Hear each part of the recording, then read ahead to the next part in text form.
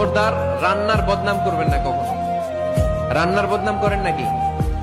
এটা ঝাল হইছে, ওইটা মজা হয় নাই, এটা টক হইছে, এটা লবণ হয় নাই, এরকম আছে না নাই? লবণ হয় নাই, বউরের তালাক দিছে, এরকম আছে না নাই?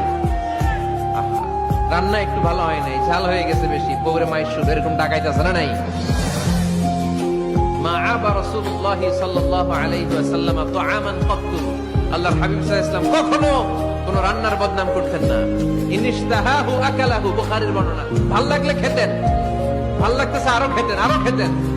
ওয়া ইন কারিহাহু তারাকা, ভালো না লাগলে রেখে দিতেন, ওর দিকে তাকাইতেন না। কিন্তু কখনো বলেন নাই লবণ হয় নাই, কখনো বলেন নাই ঝাল বেশি হয়েছে, কখনো বলেন নাই রান্নাটা মজা হয় নাই। সুবহানাল্লাহ পড়বেন না?